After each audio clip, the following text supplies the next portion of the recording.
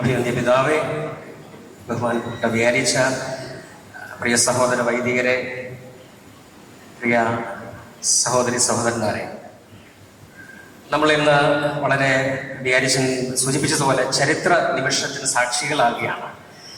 ആദ്യമായിട്ടാണ് ആഗോള സീറോ മലബാർ സഭയിൽ ആദ്യമായിട്ടാണ് ഇത്രയും ആഘോഷമായിട്ട് 25 പേരുടെ ഒരു കൊയറ് പരിശീലിക്കപ്പെട്ട് പരിശുദ്ധ കുർബാന ആഘോഷമായ സുറിയാനി പാട്ട് കുർബാന അർപ്പിക്കപ്പെടുന്നത്.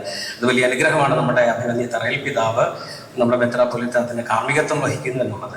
ഇതെന്തുകൊണ്ടാണ് ഇതിൻ്റെ ഇങ്ങനെ ഇപ്രകാരം ഒരു കാര്യം ചെയ്യുന്നത് എന്നത് വളരെ പ്രധാനപ്പെട്ടതാണ്.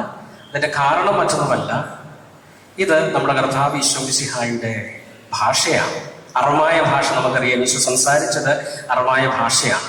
ഈ അറമായ ഭാഷ 6 വ്യത്യസ്ത ഡയലക്റ്റുകളിലായിട്ട്, സ്ലാങ്ങുകളിലായിട്ടാണ് സംസാരിക്കപ്പെട്ടത്. അതിൽ മറ്റ് 5 ഡയലക്റ്റുകളും അന്യം നിന്നുപോയി. സുറിയാനി എന്നറിയപ്പെടുന്ന എദേസിൽ സംസാരിക്കപ്പെട്ടിരുന്ന അറമായ ഭാഷ മാത്രമാണ് ഇന്ന് നിലനിൽക്കുന്നത്. അതുകൊണ്ട് നമുക്ക് ഈ ഭാഷ നമ്മുടെ വിശ്വാസത്തിനോടൊപ്പം മാർത്തോമാ ശ്ലീഹായോടൊപ്പം പകർന്നു കിട്ടിയതാണ്. ഇത് സത്യത്തിൽ ഒരു പൊക്കിൾ കൊടിയാണ്.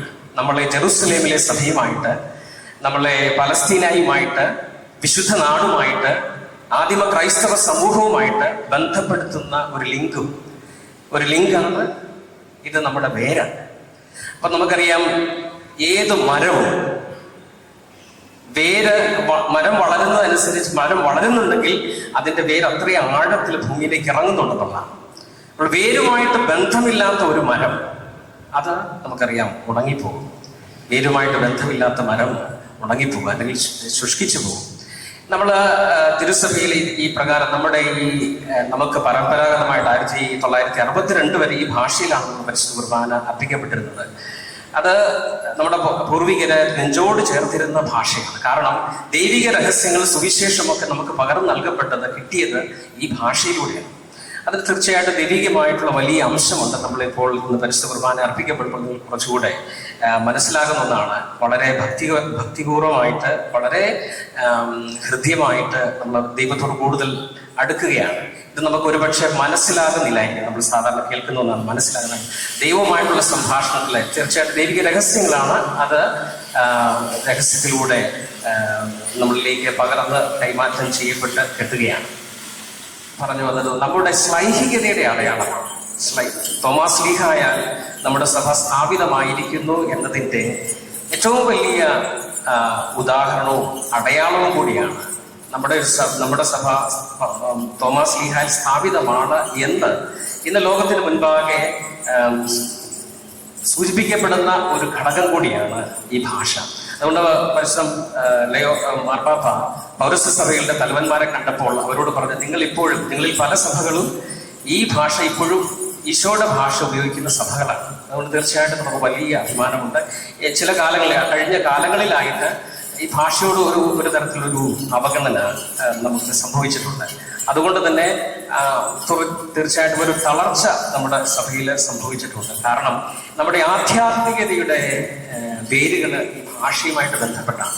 അപ്പൊ ഈ ഭാഷയിലൂടെ കൈമാറ്റം ചെയ്യപ്പെട്ട ദൈവിക ശക്തിയും ദൈവിക രഹസ്യങ്ങളുടെ നിഗൂഢതയും ഒക്കെ മനസ്സിലാക്കാനായിട്ട് നമ്മളെ ഇത് ഏറെ സഹായിക്കുന്നതാണ്. നമ്മുടെ ഈശോയുടെ ആ ഭാഷ ഇന്ന് നിലനിൽക്കുന്നത് സുറിയാനി ഭാഷയിലൂടെയാണ്. അതിൽ നമുക്ക് അഭിമാനിക്കാം. നമ്മൾ ഈ സുറിയാനി ഭാഷ പരമ്പരാഗതമായിട്ട് തോമാസ് ശ്ലീഹായുടെ കാലം തൊട്ട് 2000 വർഷത്തോളമായിട്ട് മാറ്റം കൂടാതെ നമ്മൾ തുടരുന്ന ഒന്നാണ്. നമുക്കത് വലിയ അഭിമാനത്തിന് കാരണമാണ്. തീർച്ചയായിട്ടും നമ്മുടെ സഭ തുടർന്നും ആഗോള സഭയായിട്ട് വളർന്നുകൊണ്ടിരിക്കുമ്പോൾ നമ്മളെല്ലാവരും ഒരുമിപ്പിക്കുന്ന ഒരു ഘടകം അത് ഈ ഭാഷ കൂടിയാണ്. കാരണം ഇറ്റലിയിലും ജർമ്മനിയിലും ലോകത്തിന്റെ ഏത് ഭാഗത്തിൽ പോയാലും നമ്മളെ ഒരുമിപ്പിക്കുന്ന ഒരു ഘടകം, പല ഭാഷകൾ സംസാരിക്കുന്നവരാണെങ്കിലും സുറിയാനി നമ്മളെ ഒരുമിപ്പിക്കുന്നതാണ്. അത് നമ്മുടെ പലസ്തീനയിലേക്ക്, ജെറുസലേമിലേക്ക്, ആദിമ ക്രൈസ്തവ സമൂഹത്തിലേക്ക് നമ്മളെ കൊണ്ടെത്തിക്കുന്ന ഒന്നുകൂടിയാണ്. തീർച്ചയായിട്ടും നമുക്കത് ഈ പ്രകാരം തിരുനാളുകളിൽ എങ്കിലും പരിശുദ്ധ കുർബാന ഈ പ്രകാരം ആഘോഷമായിട്ട് അർപ്പിക്കപ്പെടുമ്പോൾ നമ്മൾ ഓർമ്മിക്കുകയാണ്, നമ്മുടെ പൂർവികരെ സ്മരിക്കുകയാണ്, നമ്മുടെ വേരുകളെ മറക്കാതിരിക്കുകയാണ്. അപ്രകാരം പരിശുദ്ധ കുർബാന അർപ്പിക്കപ്പെടാൻ നമുക്ക് ഇടയാകട്ടെ. വല്ലപ്പോഴുമെങ്കിലും നമുക്ക് പരിശുദ്ധ കുർബാന അർപ്പിക്കാൻ സാധിക്കട്ടെ.